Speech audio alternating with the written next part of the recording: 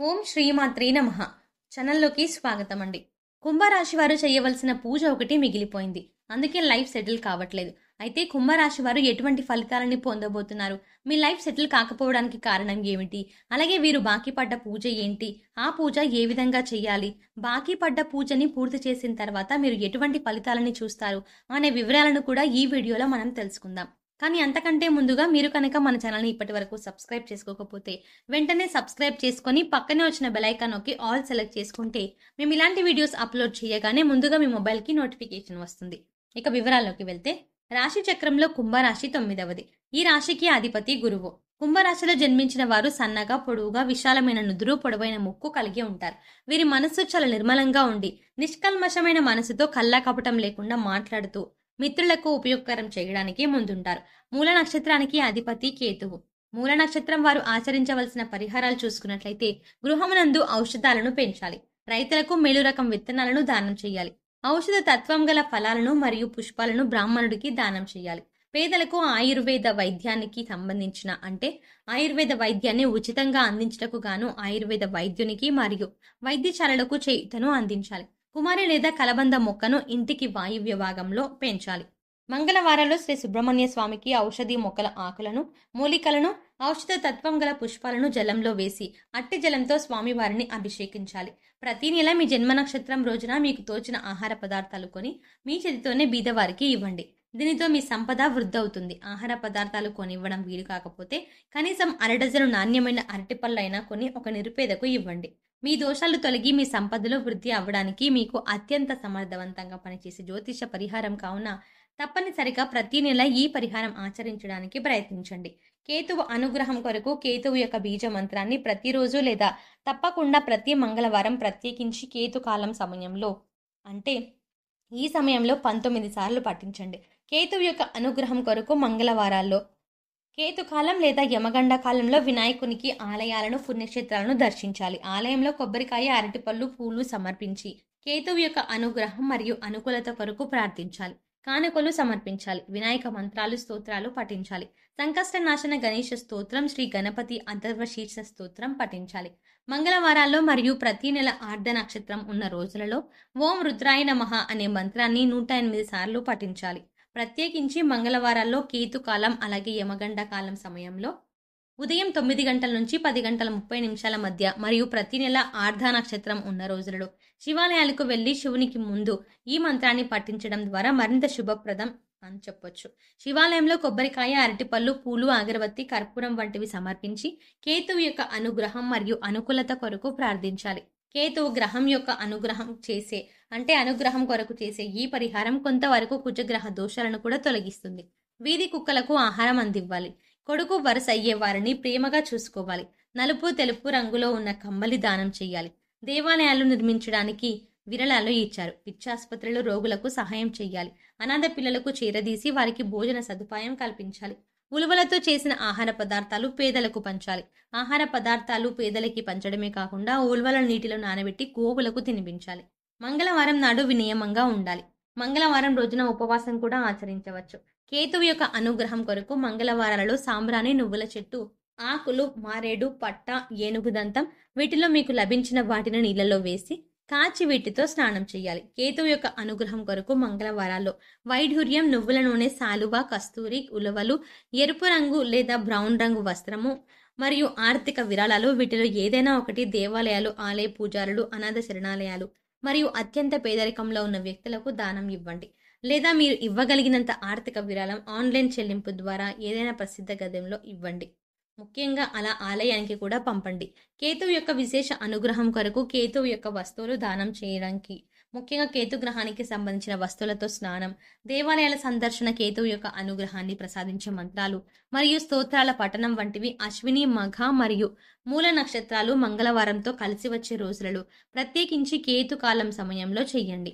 మంత్ర జపం రాత్రి సమయంలో చేయడం శుభప్రదం. అలాగే వీలు కాకపోతే మీకు కుదిరిన సమయంలో చేయవచ్చు. కాకపోతే ప్రతిరోజు ఒకే సమయంలో మంత్ర జపం చేయాలి. స్నానం చేసి శుభ్రమైన సాంప్రదాయ బట్టలు ధరించి తూర్పు దిక్కున కానీ ఉత్తరం దిక్కున కానీ చూస్తూ ప్రతిరోజు ఒకే చోట మంత్ర జపం చేయాలి. ఈ బీజ మంత్రాలను బిగ్గరగా పైకి పలకకూడదు కాబట్టి మనసులోనే మంత్ర జపం చేయాలి. పూర్వచడ నక్షత్రానికి అధిపతి శుక్రుడు. వీరు అధిపతికి అంటే మీరు ఆచరించవలసిన పరిహారాలు: నీటిలో పుష్పాలు మరియు పండ్లు. గ్రామానికి తూర్పు గోదావరి జిల్లాలో ముఖ్యంగా గ్రామానికి తూర్పు దిశలో గల దేవాలయంలో పూజార్థమై బహుకరించాలి. తూర్పు దిశలో దేవాలయం లేనట్లయితే గ్రామం గల ఏదేని ఒక దేవాలయంలో బహుకరించాలి. ప్రతి గురువు మరియు శుక్రవారాల్లో చేపలకు ఆహారం వేయాలి. డబ్బులు ఇచ్చి జీవించి ఉన్న చేపలు కొని వాటిని తిరిగి నీటిలో వదిలివేయాలి. అత్తరు మొదలగు సుగంధ ద్రవ్యాలకు బ్రాహ్మణుడికి శుక్రవారం నాడు దానం చేయాలి. దేవాలయాలకు అగరవత్తులు, ఇతర సుగంధ ద్రవ్యాలు, గులాబీ జలము మరియు విగ్రహాలకు అలంకారానికి కావలసిన సామాగ్రిని కొని ఇవ్వాలి. జాలరులు, చేపలు పట్టేవారు కష్టాల్లో ఉన్నట్లయితే వారికి సహాయ సహకారాలు అందించాలి.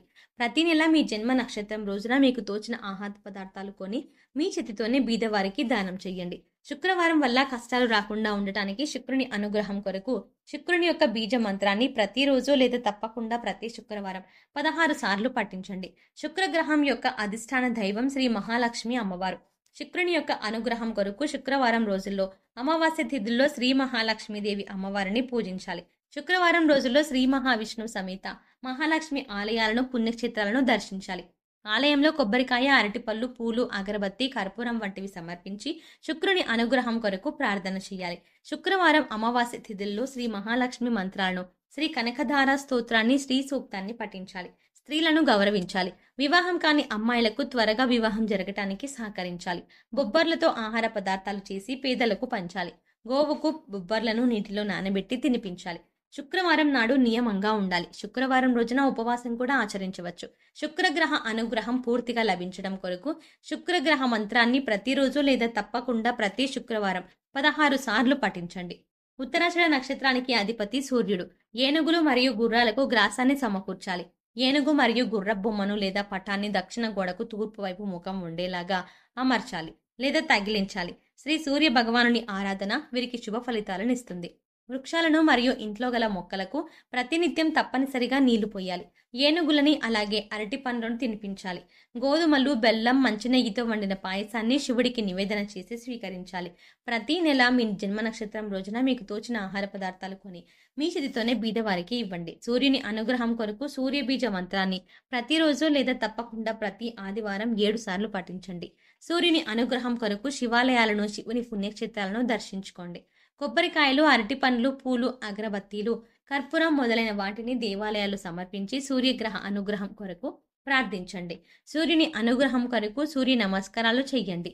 అంతేకాకుండా సూర్యుని అనుగ్రహం కొరకు ప్రతి ఆదివారం శివుని మంత్రాలు, రుద్ర మంత్రాలు, శ్రీ ఆదిత్య హృదయ స్తోత్రం మరియు శ్రీ రుద్రాభిషేకం అలాగే శ్రీ రుద్రాష్టకం తప్పకుండా పఠించండి.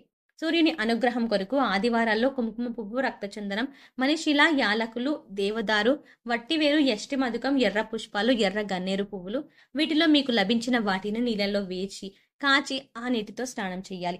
ఆదివారాల్లో ఎరుపు మరియు కాషాయ రంగు దుస్తులను ధరించాలి. సూర్యుని అనుగ్రహం కొరకు శుభతిథి ఉన్న ఆదివారాలలో గోధుమలు, బెల్లం, కండ చక్కెర, కంచు, రాగి, రక్తచందనం, పద్మాలు మరియు ఆర్థిక విరాళాలు వీటిలో ఏదైనా ఒకటి దేవాలయాలు, ఆలయ పూజారులు, అనాథ శరణాలయాలు మరియు అత్యంత పేదరికంలో ఉన్న వ్యక్తులకు దానం ఇవ్వండి. లేదా మీరు ఇవ్వగలిగినంత ఆర్థిక విరాళం ఆన్లైన్ చెల్లింపు ద్వారా ఏదైనా ప్రసిద్ధ ఆలయానికి వెళ్ళేటట్టు చూడండి. సో చూసారు కదండి, కుంభరాశి వారికి కెరీర్లో అభివృద్ధిని పొందడానికి అలాగే మీరు తలపెట్టిన ప్రతి పని పూర్తి అవ్వడానికి, ప్రతి విషయంలో ముందుండడానికి కుంభరాశి వారు ఏ పూజ చేయాలి, అలాగే కుంభరాశి వారు బాకీ పడ్డ పూజ ఏంటి, ఆ పూజ ఎలా చేసుకోవాలి అనే అంశాలను ఈ వీడియోలో మనం వివరంగా తెలుసుకున్నాం కదా. ఈ వీడియో మీకు నచ్చినట్టయితే లైక్ చేయండి. అలాగే మీ ఫ్యామిలీ ఫ్రెండ్స్లో ఎవరైనా కుంభరాశి వారు ఉన్నట్లయితే వారితో ఈ వీడియోని షేర్ చేసుకోవడం మర్చిపోకండి. అలాగే ఇప్పటి వరకు మన ఛానల్ని ఇంకా సబ్స్క్రైబ్ చేసుకోకపోతే వెంటనే సబ్స్క్రైబ్ చేసుకొని పక్కనే వచ్చిన బెల్ ఐకాన్ నొక్కి ఆల్ సెలెక్ట్ చేసుకుంటే మేము ఇలాంటి వీడియోస్ అప్లోడ్ చేయగానే ముందుగా మీ మొబైల్కి నోటిఫికేషన్ వస్తుంది. మరో చక్కటి వీడియోతో మళ్ళీ కలుద్దామండి. ఓం శ్రీ మాత్రే నమః.